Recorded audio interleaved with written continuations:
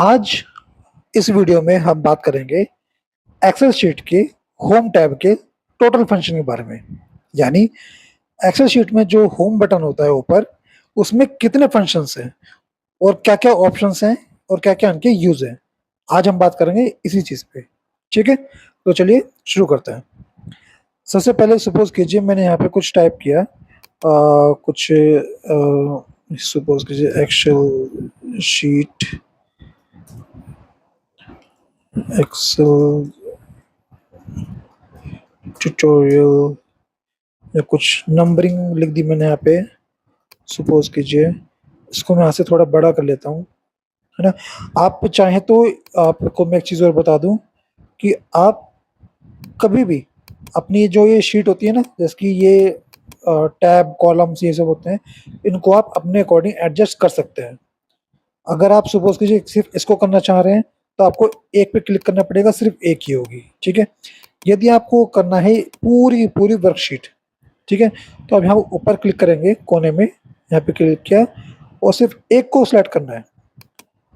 ये देखिए, पूरी की पूरी वर्कशीट ऑटोमैटिकली चेंज हो गई। ऐसे ही जब हम यहाँ से क्लिक करेंगे, ये ऊपर की साइड से ऑटोमैटिकली सब कुछ चेंज कर देगा। ठीक है ना? तो मैं तो इसको थोड़ा छोटा करूँ, काफ़ी बड़ा हो गया है। हाँ, ये सही है।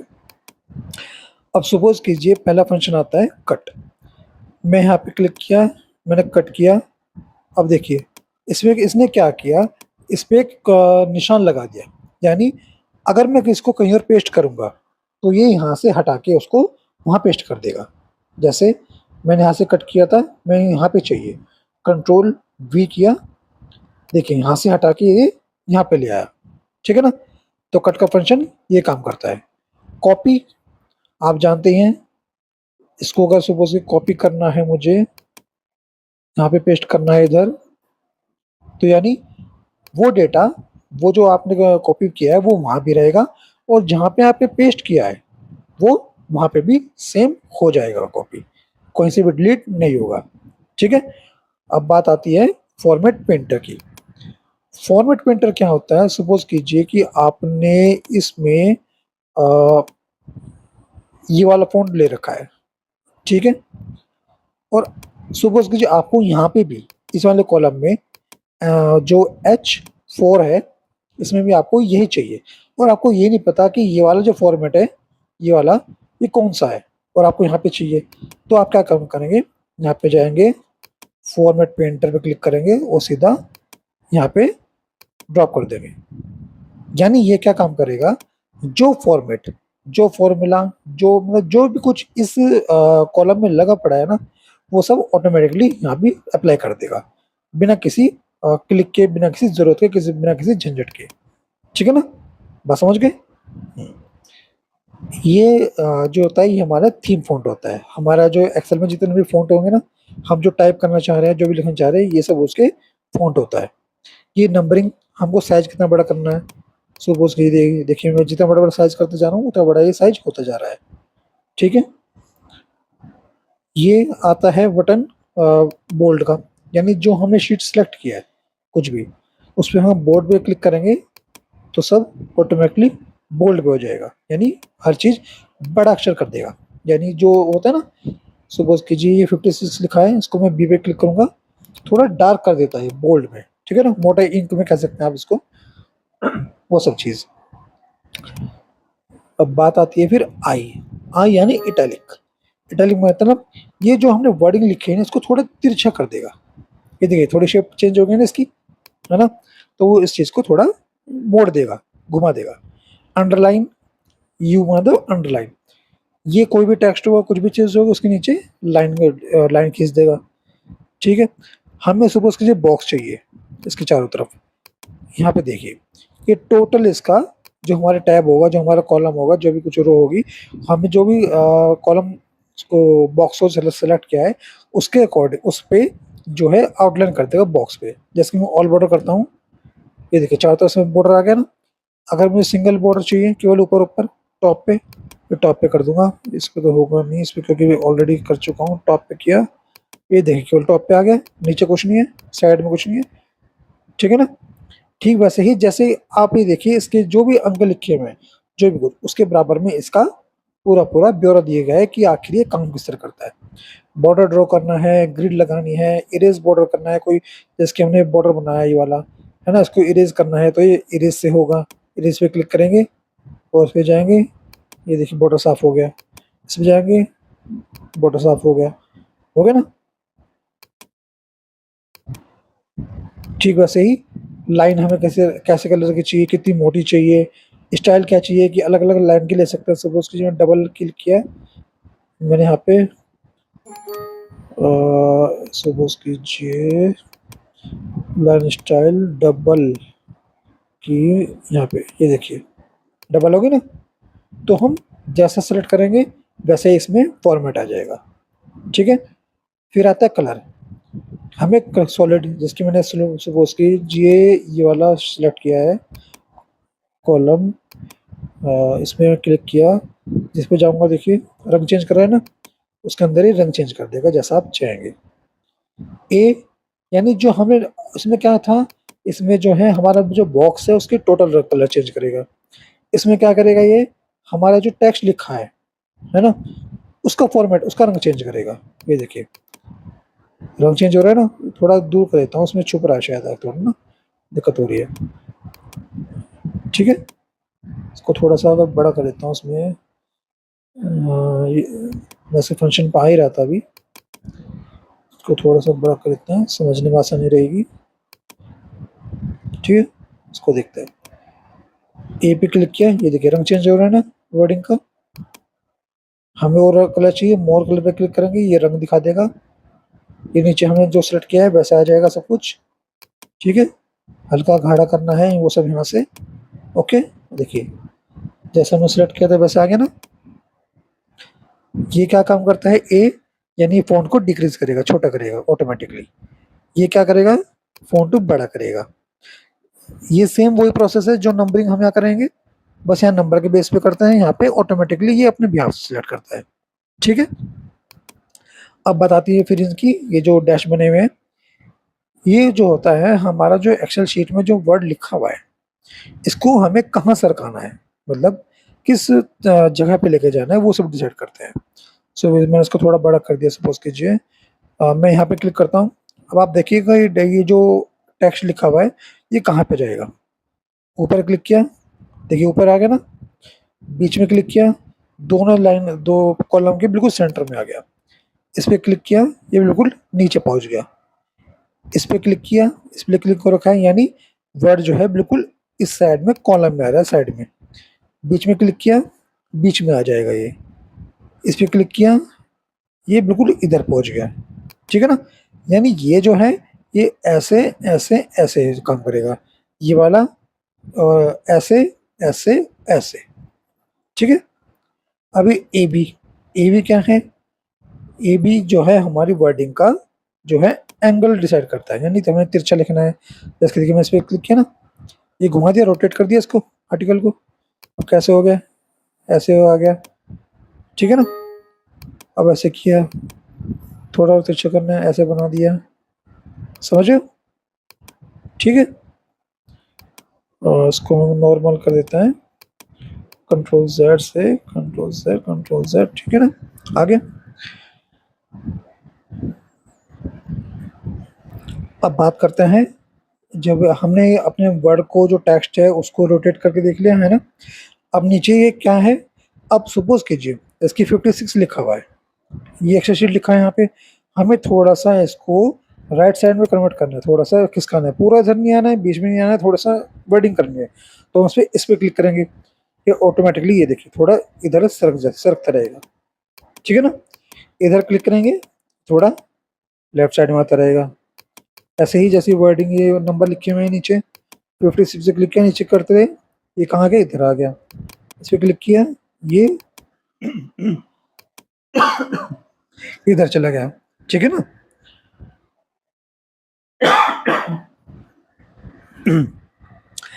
अब बात करते हैं मर्ज और सेंटर की।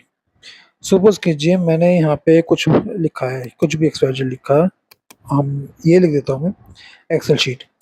अगर ये मर्ज करना है मुझे और सेंटर, यानी दो कॉलम को ये एक साथ जोड़ देगा।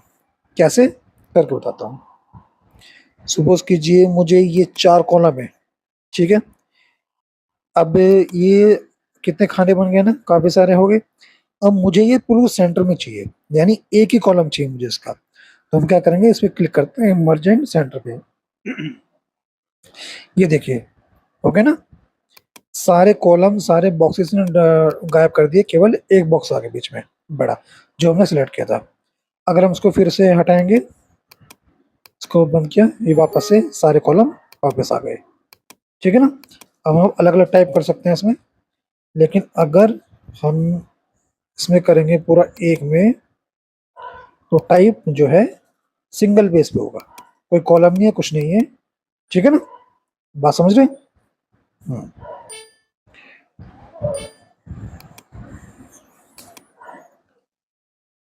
अब आता है वर्ड टेक्स्ट। इसका फंक्शन होता है, सपोज कीजिए ये देखिए, अब यहाँ पे लिखा है मैंने एक्सेल ट्यूटोरियल, ठीक है ना। अब ये लाइन से पार जा रहा है, करेक्ट है, जा रहा है ना, क्योंकि कॉलम तो यहाँ पे खत्म हो रहा है ये। अब ये ट्यूटोरियल ORIL आगे जा रहा है। तो हम क्या करेंगे, इस पे जहाँ हमें चाहिए इस पूरा पूरा जो है ये एक ही कॉलम में है, तो हम इस पे क्लिक करेंगे, उसमें जाएंगे, क्या करेंगे, टेक्स्ट। अब इसने क्या किया,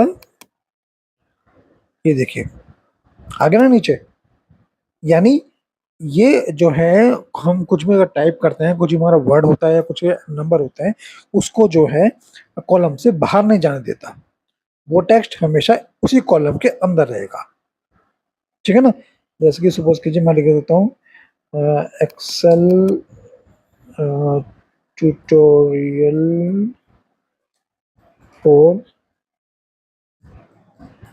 बिगनर, ठीक है। अब ये कहाँ गया, लाइन से बाहर चला गया, कॉलम के बाहर चला गया। अगर मैं यहाँ पे क्लिक करूंगा वर्ड टेक्स्ट और उसको थोड़ा सा नीचे कर दूंगा, ये देखिए आ गया ना, पूरे एक ही कॉलम में पूरा डेटा पूरा टेक्स्ट, वही चीज़ है ये, ठीक है। फिर बात करते हैं आगे जनरल। जनरल यानी इसमें क्या होता है, हमारी टोटल फॉर्मेटिंग होती है। जैसे जनरल में वही हमारा जो जनरल में ये जो हम काम करते हैं ना, वर्डिंग का नंबर लिखते हैं, ये सब जनरल में बेस में आता है। हमें नंबर चाहिए केवल, तो नंबर पे करें, वो सिर्फ नंबर ही काउंट करेगा, वर्ड काउंट नहीं करेगा। करेंसी के बेस में हमें कुछ करना है काम, सपोज करिए कभी कभी होता है जो कंपनी का जो डेटा होता है वो कभी भी करेंसी में काम करता है ना। जब रुपीज में डॉलर में काम होता है ना, तो हमेशा यूज करेंगे। इसमें क्या होगा कि जो हमने करेंसी सिलेक्ट कर रखी है, सपोज कीजिए हमने रुपए की करेंसी सिलेक्ट कर रखी है, और हम कुछ भी टाइप करेंगे ना, तो उससे पहले वो जो है करेंसी का सिंबल दे देगा वहां पे ऑटोमेटिकली। जैसे कहता हूँ, दिखाती हूँ, देखो जैसे कि मैंने यहाँ पे किया है 56 लिखा, करेंसी लिखा, ये देखिए आगे ना। जो अभी रुपीस क्यों दिखाया, क्योंकि हमने जो है अपने सिस्टम की सेटिंग इंडियन में की हुई है, मैंने जो अपने सिस्टम की सेटिंग की हुई है वो इंडियन रुपीस में की हुई है, ठीक है ना। तो यहाँ पे इसने रुपीस लिखा हुआ दिखा दिया। 67 पे क्लिक करता हूँ, यहाँ पे क्लिक किया, नंबर पे क्लिक किया, देखो यहाँ पे नंबर आ गया ना, नंबर पे कोई छेड़खानी तो नहीं करी इसने, करेंसी में लिखा रुपीस आ गया। अगर सपोजली मैं अकाउंटिंग में लिखता हूँ, ये देखिए जैसे हमारा जो बैलेंस शीट बनती है बड़ी बड़ी कंपनीज में, जो बैलेंस शीट होती है, रिकॉन्सिलेशन स्टेटमेंट्स होती है, उसमें जो अकाउंटिंग बेस पे लिखा जाता है ना, वो हमेशा इसी फॉर्मेट में लिखा जाता है, रुपीज, थोड़ा स्पेस आता है उसमें, बाद में फिर नंबर्स आते हैं कैलकुलेशन के हिसाब से, ताकि हमारा जो फॉर्मेट है वो केवल रुपीज को दिखाए कि रुपीज अलग है, ऐसा मिक्सअप ना हो कि सपोज कीजिए इसमें 56 रुपये लिखा है यहाँ पे ना, इसमें पढ़ने में थोड़ा दिक्कत हो रही है, कह रहा पहले रुपीज भी ध्यान में आ रहा है, 56 भी ध्यान में आ रहा है, इसमें कोई दिक्कत नहीं आ रही, केवल क्या आ रहा है 67 ध्यान में आ रहा है, पढ़ा जा रहा है इजीली, ठीक है ना। तो इसीलिए यहाँ पे अकाउंटिंग बेस पे काम करता है। फिर हमें शॉर्ट डेट लिखनी है, सपोज कीजिए हमें यहाँ पे डेट लिखनी है, क्लिक किया शॉर्ट डेट। हम सॉरी, इसमें क्या है, मैं भूल गया इस चीज़ में, अगर हम यहाँ पे डेट लिखी है कोई, सपोज कीजिए 19/08/2024, ये लिखिए ना। आगे अब यहाँ पे हम इसको क्लिक करेंगे शॉर्ट डेट, शॉर्ट डेट यही है। अब लॉन्ग डेट में अगर हम क्लिक करेंगे, यहाँ क्या कर रहा है, इसने ऑटोमेटिकली उसी डेट में जो महीना है उसको इंग्लिश में कन्वर्ट कर दिया, और यहाँ पे क्या दिखाई दिया, 19 अगस्त। ठीक है ना, समझ में आ गई। अगर दोबारा हम शॉर्ट डेट पे क्लिक करेंगे, ये शॉर्ट में आ जाएगा। ठीक है, टाइम ऐसे यहाँ पे टाइम लिखा जाएगा। परसेंटेज, सपोज कीजिए ये नंबर लिख रहा है 56, इसमें परसेंटेज लगानी है, सीधा गई परसेंटेज लगा दी, परसेंटेज में से काउंटेबल दिखा दिया। इसका फॉर्मुलेशन होता है 100 का डिवाइडेशन में, ये 5600 इसलिए दिखाया है उसने। ठीक है ना, प्रॉपर अगर उसमें जाते हैं हम फंक्शंस में तो तब भी काम करता है। ये फ्रैक्शन में काम होगा, साइंटिफिक में होगा, और ये टेक्स्ट में, ऑब्वियस सी बात है ना, बात समझ रहे हो। अब ये यहाँ पे सेम जो मैंने बात की थी ना अभी, कि साइन अप जो ये यूज करता है, यहाँ पे डॉलर साइन करना है, यूरो, चाइनीज, फ्रेंच, जो भी कुछ करना है नंबरिंग में, वहाँ पे काउंट करके दिखा देगा। सपोज कीजिए इस पे किया है, और मैं यहाँ पे करता हूँ डॉलर में, ये देखिए साइन आ गया ना, इसमें कौन सा आया, यूरो का साइन करता हूँ, यूरो आ गया, 56 यूरो आ गया ना। ऐसी परसेंटेज जो ऊपर था, हमें कॉलम कोमा लगाना है किसी फॉर्मेट में, इसमें करना है, देखिए कोमा करना है, हटा दिया इसने यहाँ से, इसमें ये देखिए आ गया ना, तो उसमें करना है कोमा, कोमा कर दिया, आ गया ना। अब इसने क्या किया, सॉरी मैं इसमें भूल गया, कोमा यानी जो होता है ना, जैसे कि 56 रुपये 57 पैसे है। ठीक है, तो कोमा लगेगा ना, तो वो ऑटोमेटिकली काउंट कर लेगा उसमें। अब ये काम काम करेगा, जीरो घटानी बढ़ानी है, सपोज कीजिए 56 लिखा है, इसे मुझे जीरो घटानी है, क्लिक किया ना, सॉरी इधर से मुझे जीरो बढ़ानी है। तो जितने पैसे होंगे ना, सपोज कीजिए कभी किसी किसी में क्या होता है, 100 पैसा, 110 पैसा भी लिखा जाता है, तो अब नंबरिंग क्या करेगा, वो तो सिर्फ एक ही दिखाएगा जी 56.2, आगे के नंबर छुपा देगा। इसमें क्या होगा, आगे के जो नंबर्स होते हैं ना वो भी शो करेगा। ठीक है, अब इसमें घटाएंगे यानी जीरो कम कर देगा। सपोज कीजिए मुझे यहाँ पे लिखना है 56 पॉइंट, ये नंबर है, ठीक है ना। अब इसमें क्या किया, अगर हम शॉर्ट करें तो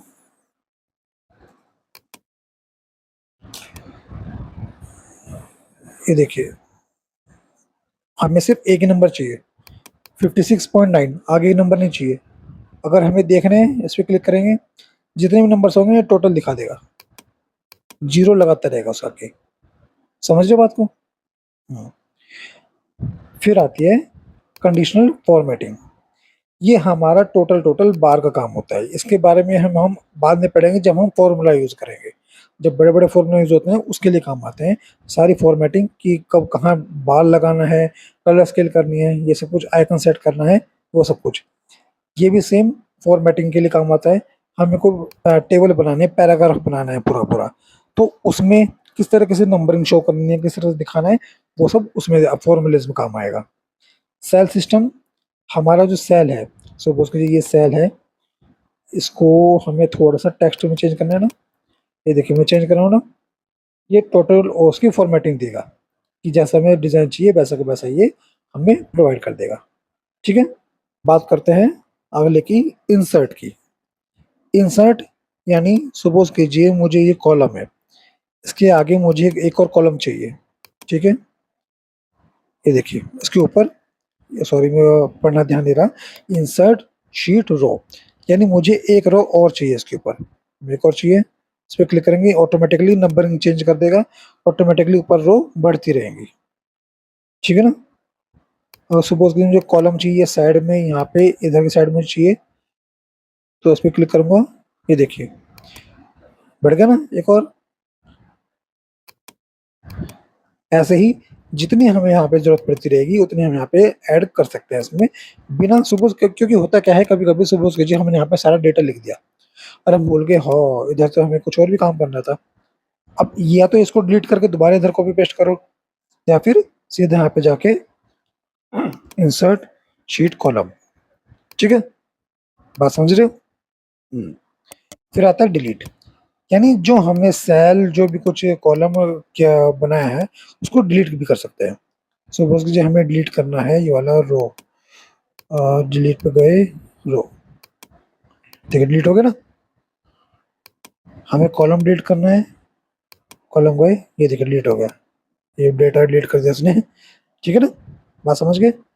फॉर्मेट, इसका फंक्शन क्या है कि हमारी जो रो है उसकी हाइट कितनी रखनी है, विड्थ कितनी रखनी है। जो मैंने यहाँ से स्टार्टिंग में आपको दिखाया था ना, कि ऐसे बढ़ाना है, इधर से यहाँ से बढ़ा भी सकते हैं, वही फंक्शन सेम ये करेगा कि रो की हाइट कितनी रखनी है, कॉलम कितना रखना है, डिफॉल्ट का रखना है, हाइट कौन सी हाइट रो छुपानी है। सपोज कीजिए हमें ये रो छुपानी है, जी वाली छुपानी है, तो फॉर्मेट गए, हाइड पे क्या, हाइड रो कॉलम, ये देखिए गायब होगी ना यहाँ से, जी एच आ गया ना, गायब हो गया यहाँ से। हमें इसको वापस लाना है, अनहाइड पे गए, अनहाइड रो कॉलम,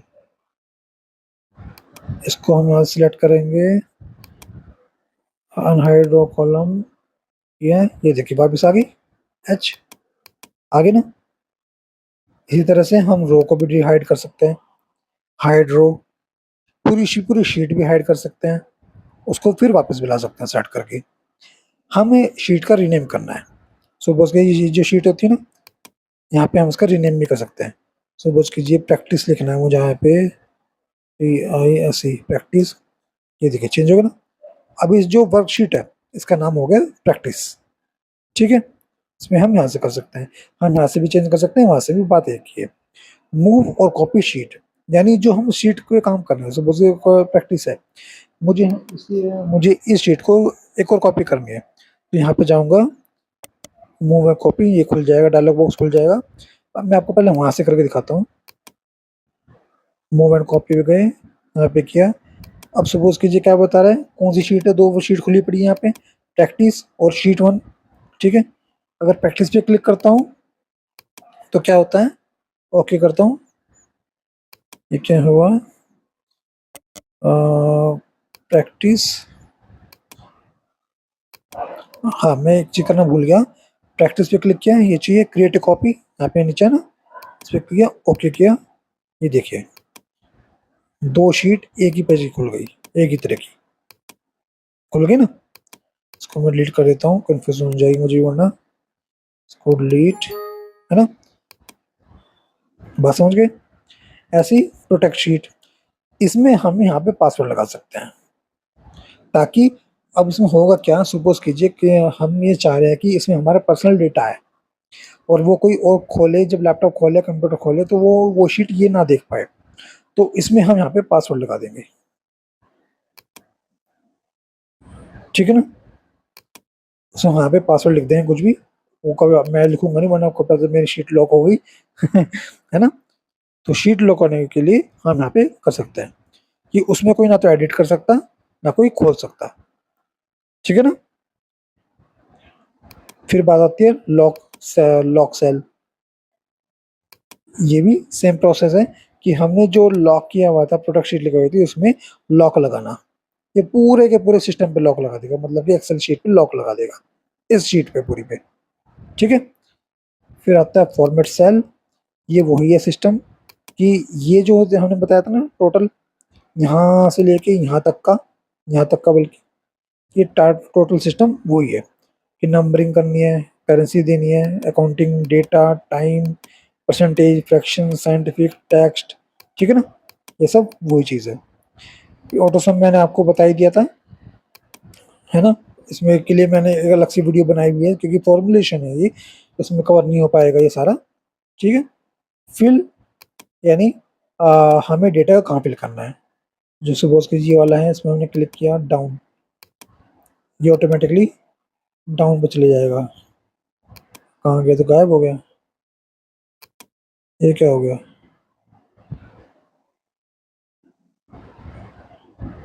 राइट, आप उसका मैं देखूंगा।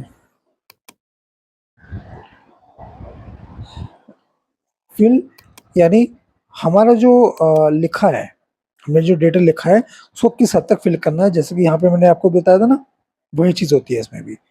क्लियर, जो हमने कहीं सपोज कीजिए हमने कुछ यहाँ फॉर्मूला लगाया हुआ है, हमें नहीं पता यहाँ पे कौन सा फॉर्मूला लगा है, तो जब यहाँ पे क्लियर पे क्लिक करेंगे तो ऑटोमेटिकली इसको क्लियर कर देगा। साथ ही साथ वर्डिंग भी जो भी कुछ होगा ना उस कॉलम में वो सब क्लियर कर देगा। अब इसमें कई सारे फंक्शन हैं। क्लियर फॉर्मेट, जैसे कि यहाँ पर फॉर्मेट लिखा है, ये केवल जो है फॉर्मेट क्लियर करेगा। प्लेन टेक्स्ट में आ गया, जितने फॉर्मेटिंग लगी हुई सब क्लियर कर दी। ऐसे ही कंटेंट, कमेंट, हाइपरलिंक कोई लगाया तो वो क्लियर कर देगा। कमेंट किसने किया लिखा था ना, वो फंक्शन में आपको बताऊंगा कि किसी चीज में कमेंट कैसे लिखते हैं। आपने देखा होगा एक पॉपअप खुल के आ जाता है कभी भी, है ना, तो वो कैसे करते हैं वो मैं आपको बात बताऊंगा। यहाँ से हम हटा सकते हैं लेकिन इसको। फिर आता है शॉर्ट और फिल्टर। कोई वर्डिंग लिखी है, ये आप जानते होंगे, ए टू जेड की, कोई ए से लेकर जेड तक हमें पैराग्राफ देना है, या जेड से ए तक हमें करना है। रिवर्स डिवर्स होता है ना, असेंडिंग डिसेंडिंग, उस बेस पे होता है। फिल्टर, हमें किस तरह का फिल्टर चाहिए इसमें, कि भाई सपोज होता है ना, जैसे कि सपोज कीजिए हमें 2010 का डेटा चाहिए। हमारे पास 5 साल का डेटा है, 2010 से लेकर 2015 तक का, लेकिन हमें 2012 तक का डेटा चाहिए। तो यहाँ फिल्टर लगाएंगे 2012, और ऑटोमेटिकली जो है वो सारा डेटा 2012 का हमें दे देगा। ये फंक्शन मैं आपको बाद में ही, जब फॉर्मुलेशन शुरू होगा उसके बाद समझाऊंगा, क्योंकि अब जब हमारे पास डेटा खूब सारा होगा। बात समझ रहे हैं? ठीक है। फिर आता है फाइंड एंड रिप्लेस, यानी वर्क, अब सपोज कीजिए हमारे पास बहुत बड़ी वर्कशीट है, अब उसमें हम कैसे काम करेंगे, उसमें हमें कुछ ढूंढना है, कैसे ढूंढेंगे, तो वो सब चीज़ हमें फाइंड एंड रिप्लेस में होगा। सपोज ये फाइंड पे क्लिक किया, यहाँ पे मैं कुछ भी लिखूंगा। अगर मैं सपोज एक्सेल लिखा, मैंने एक्सेल एंटर किया, ये देखिए जहाँ जहाँ एक्सेल होगा ना वहाँ कर्सर ऑटोमेटिकली घूमता रहेगा कि यहाँ आपने कर्सर में, यहाँ आपने एक्सेल लिखा है, इस शीट में कहाँ यहाँ लिखा हुआ है। रिप्लेस, सपोज कीजिए मुझे ये करना है कि जहाँ जहाँ एक्सेल लिखा है वहाँ पे जो है एक्सपर्ट लिख दीजिए। तो यहाँ पे क्या करूँगा मैं, यहाँ पे एक्सेल, यहाँ पे क्या लिखूंगा, एक्सपर्ट। मैंने सिलेक्ट किया था कॉलम ये वाला ना। अब जैसे कि मैं रिप्लेस करूंगा, ये देखिए एक्सेल की जगह क्या आ गया, एक्सपर्ट ट्यूटोरियल आ गया ना, ये चीज़ वही काम करेगी। ठीक है। बाकी गो टू फंक्शन ये मैं आपको फॉर्मुलेशन के टाइम पे बताऊंगा। Formulas, comment, condition, data validation, ये सब, ये जो फॉर्मुलेशन है ना टेबल का, स्टाइल से फॉर्मेटिंग, ये सब यही काम पे आएगा। ठीक है। तो होम जो टैब है उसका फंक्शन, जो कि मैं क्या क्या काम करते हैं उस चीज़ का अभी सारी प्रैक्टिस खत्म हो चुकी है। सारा कुछ मैंने आपको लग बता दिया है। कुछ भी क्वेश्चन हो तो आप मुझे जरूर बताइएगा, मैं आपको जरूर बताऊंगा उस चीज़ में कमेंट करके। और वीडियो को एंड तक देखने के लिए बहुत बहुत शुक्रिया। मिलते हैं अगली वीडियो में, तब तक के लिए गुड बाय। और कीप प्रैक्टिसिंग, चैनल को सब्सक्राइब करना मत भूलिएगा।